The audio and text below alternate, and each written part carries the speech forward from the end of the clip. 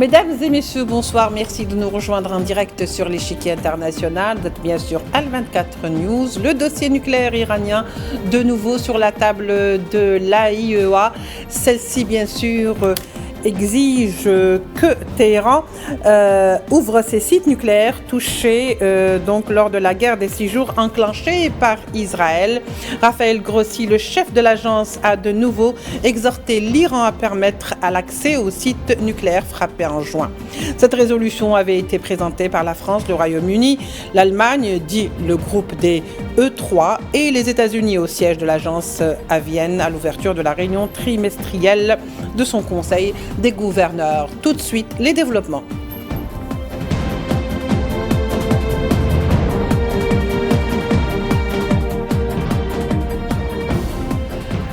Nous allons donc revenir sur ce dossier du nucléaire iranien avec notre invité ce soir, Riyad Sidawi, directeur du Centre arabe de recherche, le CARAPS à Genève, basé à Genève. Riyad Sidawi, bonsoir, merci d'être avec nous. Bonsoir.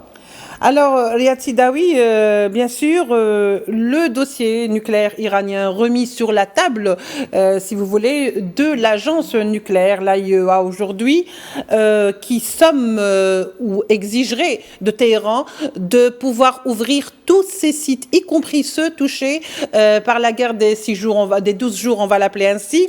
Riyad Sidawi, qu'est-ce que cela veut dire, tous les sites? Parce que l'Iran avait dit qu'elle n'avait caché aucun site, que tous les sites étaient disponibles et qui étaient mentionnés pour le contrôle de l'AIEA. C'est vraiment agacer l'Iran, l'agence internationale du nucléaire, n'est pas ni notre, ni objectif, ni scientifique. D'ailleurs, il n'a jamais ouvert le dossier du nucléaire israélien. Donc, on est face à la mauvaise politique du deux poids, deux mesures.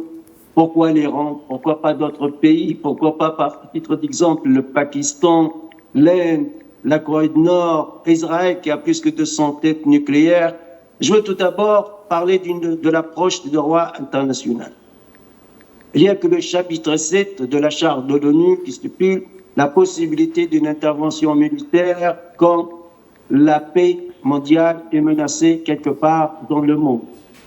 Or, il n'y a eu aucune résolution au sein du Conseil de sécurité qui donne l'autorisation à Israël, l'entité sioniste, aux États-Unis d'Amérique, de bombarder les sites nucléaires américains. Aussi, dans la Charte de l'ONU et le droit international, il n'y a aucun article qui dit « cet État n'a pas le droit d'avoir la bombe atomique » et cet État a le droit, ou ces États ont le droit d'avoir la bombe atomique.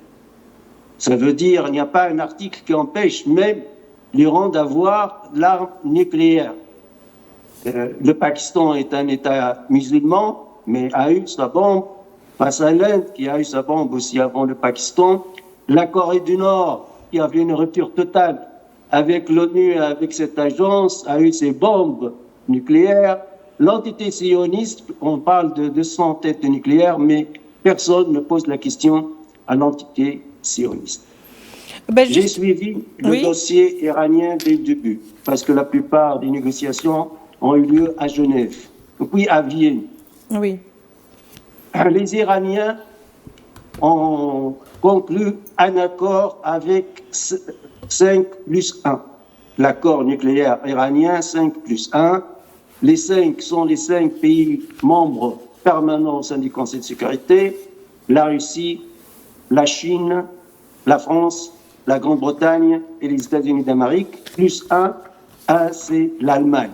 C'était conclu l'accord, donc, après 10 ans de négociations, et finalement, c'était les technocrates, les techniciens qui ont trouvé cet accord. On a dit que le nucléaire iranien, c'est fini, c'est terminé. Le problème a été résolu. Cet accord est passé au sein du Conseil de sécurité, a été voté. Donc, il est devenu une partie du droit international. Mais Donald Trump, l'accord c'était en 2015, pendant le mandat d'Obama-Barack.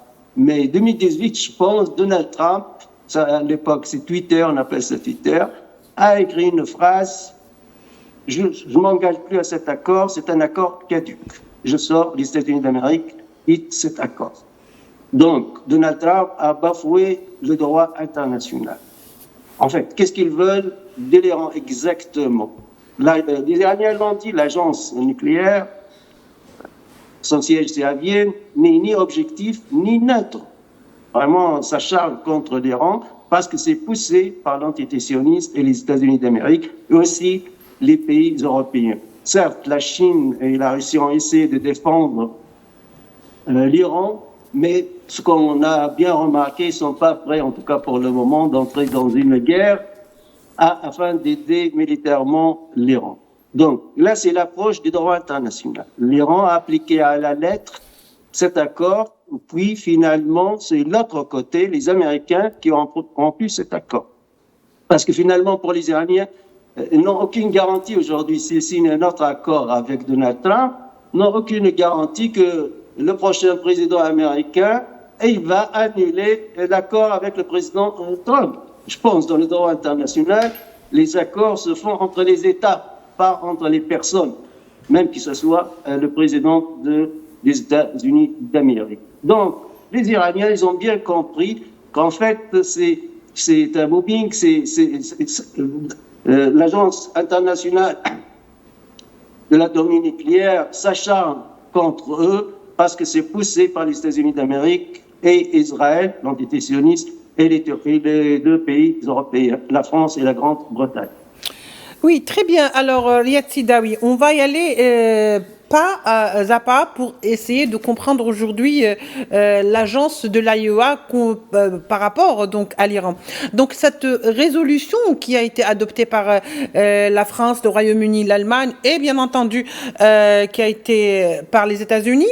Alors elle stipule quoi? Elle exige d'abord que l'Iran coopère pleinement avec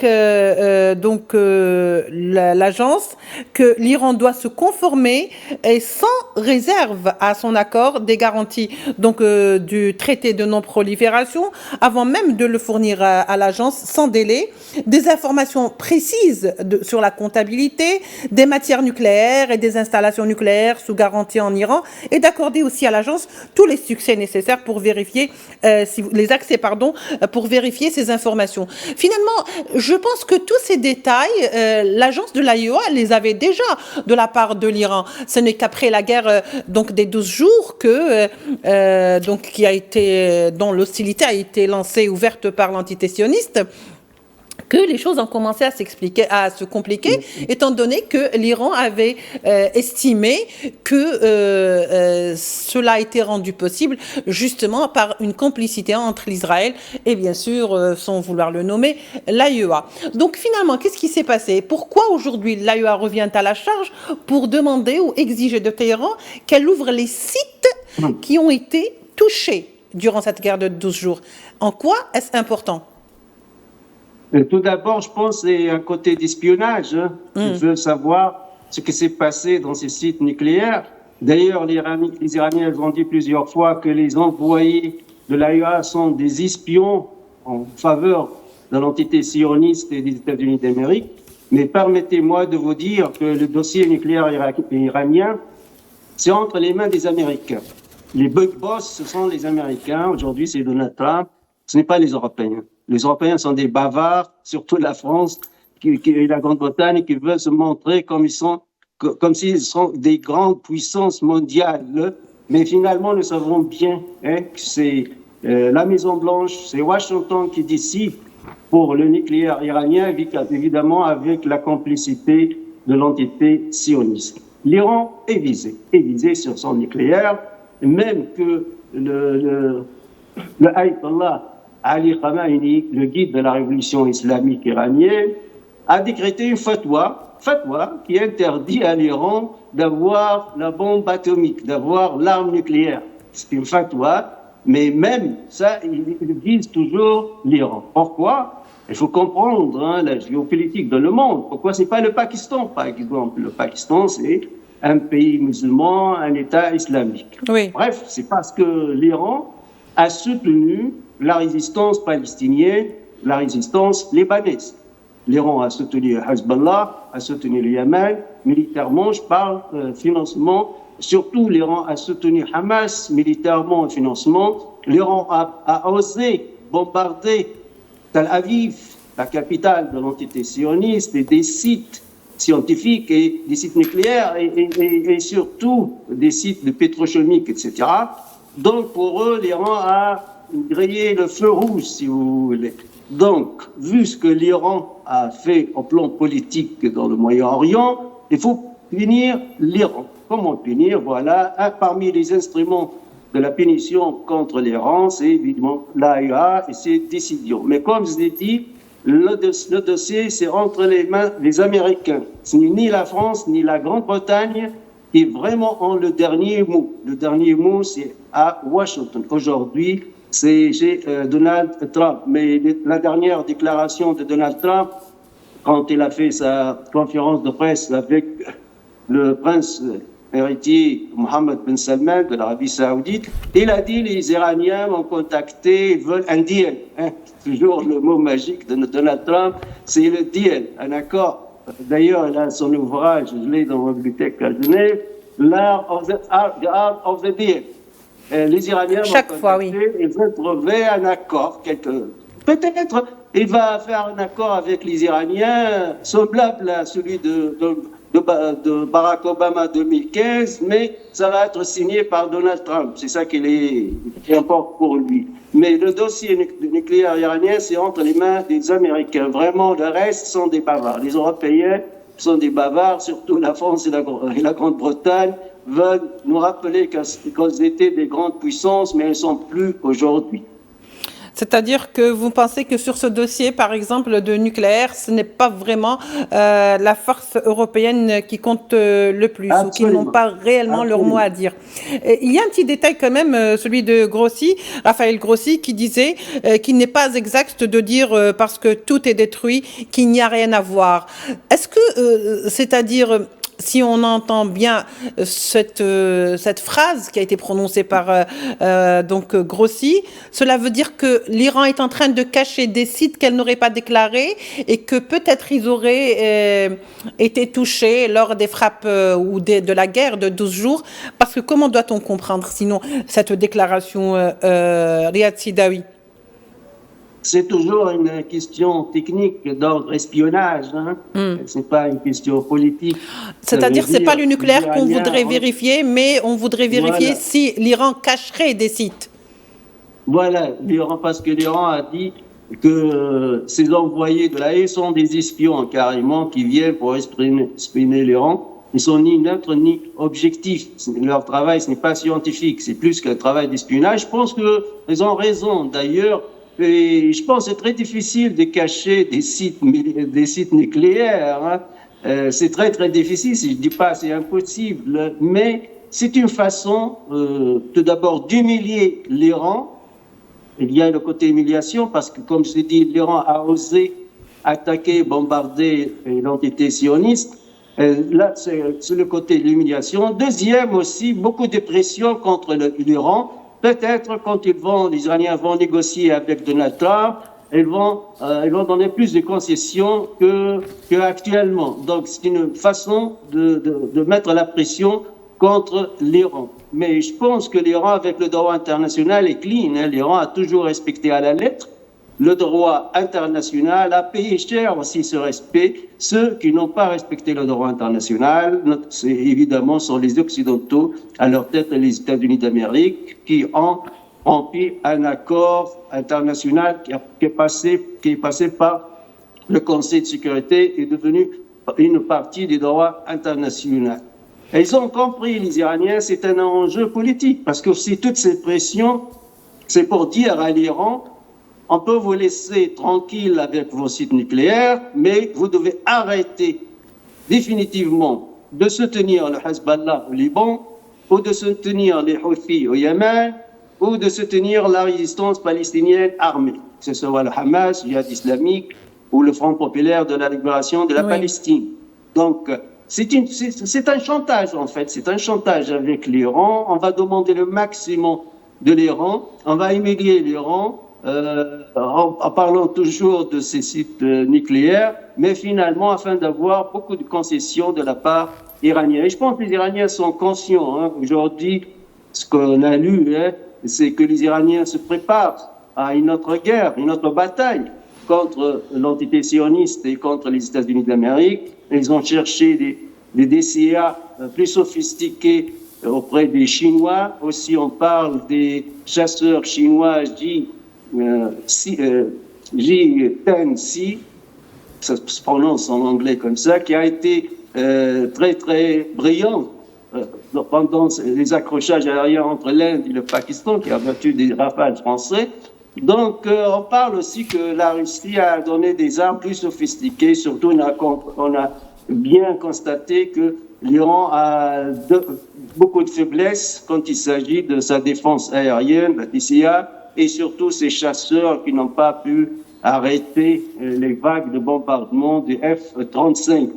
Mais comme je dis, le problème, au fond, c'est un problème politique, ce n'est pas un problème technique ou même du nucléaire iranien. Hein, parce que je donne toujours la preuve, c'est qu'il y a beaucoup d'États dans le monde aujourd'hui qui possèdent les bombes, l'arme nucléaire, pas des sites nucléaires, mais personne n'en parle. Hein. Personne n'en parle de ce qui se passe au Pakistan, c'est un État musulman, ou les autres. Hein. Et personne ne peut s'approcher de la Corée du Nord, parce que la Corée du Nord est protégée par la Chine, ou surtout, c'est ça, l'hypocrisie du monde, l'hypocrisie de l'Iran, l'hypocrisie de l'Occident, c'est l'entité sioniste qui a bafoué le droit international et qui dirigeait selon la Cour pénale internationale à La Haye par un criminel de guerre qui est Netanyahou, mais ce Netanyahou aussi possède de son tête nucléaire. Mais l'AE ne parle plus, on ne parle pas du tout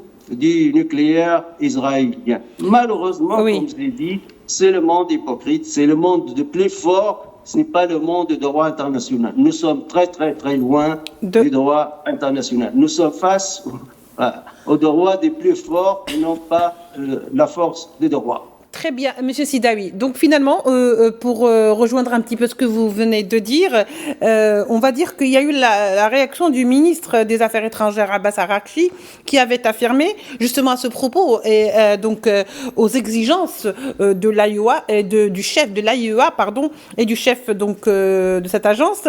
Il avait dit, donc le ministre des Affaires étrangères, qu'il n'existait pas de site d'enrichissement nucléaire non déclaré à la communauté internationale. Est-ce que cela ne rejoint pas justement cette guerre de 12 jours, parce que chaque fois, c'est un petit peu le repère. On revient juste après donc cette guerre, lorsque on avait soupçonné ou jeté l'opprobre sur le fait qu'aujourd'hui, malgré toutes les frappes sionistes qui pensaient et qui criaient victoire parce qu'elle aurait touché des cibles stratégiques, y compris donc des sites nucléaires, qui par la suite s'est avéré complètement faux, étant donné que certaines informations disaient qu'aucun site nucléaire réel n'a été touché et que tout ce qui a été touché n'était que des leurres. C'est ce qui, finalement, a jeté le doute aujourd'hui. Finalement, vous pensez réellement que c'est le souci du nucléaire aujourd'hui, pour reprendre, bien sûr, ma question, ou c'est le fait que l'entité sioniste derrière cela veut savoir si Téhéran ne cacherait pas réellement des sites plus dangereux et qu'elle ne veut pas dévoiler? Ce qui est sûr, que la France, la Grande-Bretagne et les Américains sont au service de l'entité sioniste. Ils veulent protéger l'entité sioniste. Et comme j'ai dit, l'attaque contre l'Iran, c'est pour sa position, ou contre sa position qui a toujours soutenu la résistance palestinienne, la résistance libanaise et le Yémen, l'axe de la résistance. Voilà, dirigé par l'Iran. En cas où l'Iran veut payer le prix politique fort, ça veut dire va normaliser ses relations avec l'entité sioniste, normaliser ses relations avec les États-Unis d'Amérique, etc. Et j'arrête définitivement de soutenir les mouvements de libération anti-américains, anti-sionistes en Palestine, au Liban. Et évidemment, on ne va plus parler du nucléaire iranien. Peut-être même on va accepter la bombe atomique iranien, comme on a accepté la bombe atomique pakistanaise. Je donne toujours l'exemple du Pakistan parce que le Pakistan, c'est aussi un État musulman, mais ça a été accepté par les Américains. Pourquoi? Parce que c'était contre l'Inde, donc régnait pour diviser dans cette région asiatique. Et à l'époque, le Pakistan, c'était plus proche aux États-Unis d'Amérique que l'Union soviétique. Et l'Inde, c'était plus proche à l'Union soviétique que les États-Unis d'Amérique pendant la règne d'Indira Gandhi. Évidemment, aujourd'hui, la donne est relativement changée. Aujourd'hui, l'Inde est pro-américaine, le Pakistan est pro-chinois, mais a gardé toujours des bonnes relations avec les États-Unis d'Amérique. Donc, c'est une question, en fait, c'est une question politique. C'est une question politique. On veut des concessions réelles au Moyen-Orient. Et l'Iran ne doit plus soutenir les résistants palestiniens, libanais ou quelque part, ne doit plus nuire aux intérêts de l'entité sioniste, aux intérêts de l'Occident en général et des États-Unis d'Amérique en particulier. Alors là, l'Iran soit le bienvenu dans le club des amis de l'Occident. Très bien. C'est pour cette raison, je dis toujours, c'est une question politique, parce que si c'est une question de droit international, c'était très simple. L'accord a eu lieu et le problème a été résolu au plan juridique. Mais le problème du nucléaire iranien, ce n'est pas un problème d'ordre de droit international ou d'ordre juridique. C'est un problème politique. Il voit que l'Iran, c'est un État rebelle. Il faut vraiment contrecarrer cet État rebelle et il faut désarmer cet État rebelle. Et il faut mettre beaucoup de pression contre cet État afin d'avoir beaucoup de concessions de la part des Iraniens. C'est-à-dire qu'on veut resserrer l'étau sur Téhéran. Donc ce n'est pas un hasard aussi que l'Iran, la Chine et la Russie avaient donc mis en garde contre l'adoption de toute nouvelle résolution, parce qu'il se pourrait qu'il y ait encore d'autres sanctions qui risquent de saper l'élan coopératif, je le cite, et l'atmosphère politique constructive qui a caractérisé les récentes interactions entre donc l'agence et l'Iran. Ils ont même qualifié cette proposition peut-être, ou ces propositions, de action provocatrice. Pour conclure brièvement, Riyad Sidawi. Oui, la position russe et chinoise, elle est correcte. Elle est avec l'Iran. Elle s'inscrit d'ailleurs dans le fameux accord historique 5+1, l'accord 5+1, les 5 États membres permanents au sein du Conseil de sécurité, plus l'Allemagne, mais on ne voit pas beaucoup l'Allemagne aujourd'hui. Donc la Russie a aidé à soutenir, la Chine a soutenu, mais il faut dire aussi, pendant la guerre de 2 jours, le soutien russe ou chinois n'était pas à la hauteur des attentes, peut-être des Iraniens et des observateurs. On a pensé que l'Iran, désormais, est membre des pays des BRICS, membre des accords des traités de Shanghai. Donc, c'est un allié avec la Chine, l'allié de la Russie aussi. N'oublions pas, l'Iran a beaucoup aidé la Russie dans sa guerre contre l'Ukraine. Surtout les drones iraniens, Shahed 1, 2, 3, les missiles iraniens, les munitions iraniennes ont été envoyées systématiquement vers la Russie. Mais la riposte russe n'était pas si forte, n'était pas à la hauteur de nos attentes en tout cas. La Chine, c'est clair, la Chine, jusqu'à nouvel ordre, s'intéresse beaucoup plus aux cartes économiques que l'affrontement ou la confrontation militaire. La Chine ne veut pas d'aventure militaire, d'ailleurs même pour Taïwan, qui revendique Taïwan, certains parlent que la Chine va déclencher sa guerre de l'unification de la Chine en éliminant, en écartant le gouvernement actuel à Taïwan en 2027. Mais je pense que ce n'est pas sûr, parce que la stratégie, j'étais en Chine en été, vraiment j'ai bien observé ce qui se passe en Chine, c'est un pays très très très développé, c'est beaucoup développé que l'Europe, entre deux parenthèses, plus que la France, l'Allemagne, j'étais étonné même. Mais la Chine, toujours, c'est sa guerre économique. Elle doit gagner la guerre économique, industrielle, technologique. Et un jour, la Chine va intervenir dans le monde avec sa puissance militaire et va taper sur la table, évidemment, et va dire beaucoup. non aux États-Unis d'Amérique militairement. Merci à vous. Merci à vous, Riyad Sidawi. Je vous rappelle que vous êtes directeur du Centre arabe de recherche basé à Genève. Merci d'avoir répondu à nos questions. Merci à vous de nous avoir suivis. On se retrouve bien sûr, si Dieu le permet, demain à la même heure. Merci de nous avoir suivis.